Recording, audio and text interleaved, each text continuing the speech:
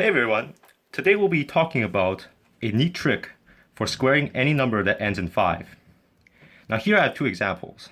First we'll look at 25 times 25, and on the side we'll do it the traditional way, and then next we'll use this new trick that we learned to calculate 115 times 115. So in the traditional way of multiplying 25 times 25, we have to go through, stack them on top of each other, 25 and 25, and go through the multiplication process for each digit. So 5 times 5, that gives us 25, we have to carry the 2.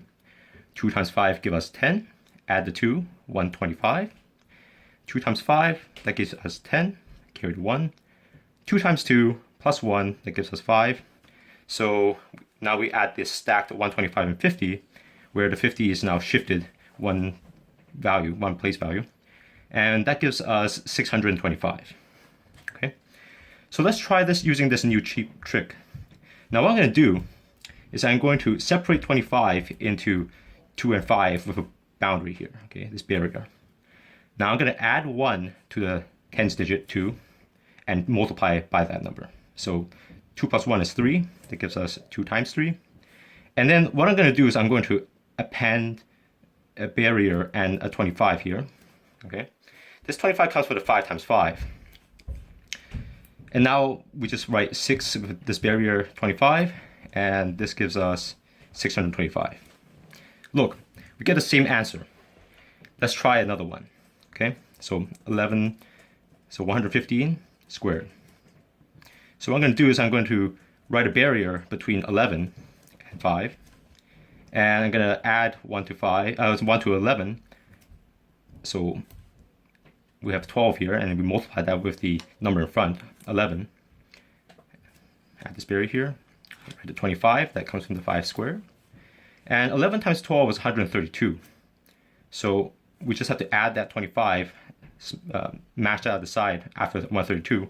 And that gives us 13,225, which we can check with a calculator. And that's what we get. So why does this work?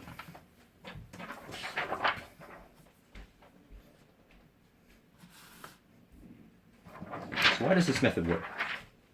Well, what we can do is we can write any number that ends in 5 as 10n plus 5. The 10n comes from a number that we split with the barrier. That would be the n, multiplied by 10 to give us the tens place value. And the plus 5 comes from the ones digit. So for example, for 115, this 5 plus 5 gives us this 5 here, and we can write this as 110 plus 5, where the 11 in the hundreds and tens place, the 1 and 1 here, that's given by 10 times 11.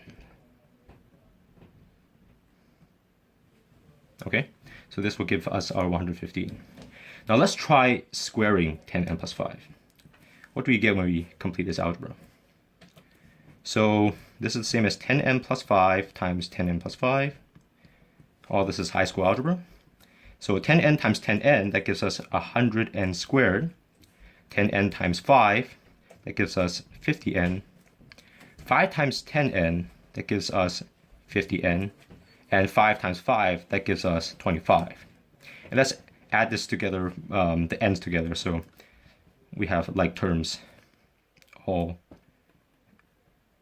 combined, okay?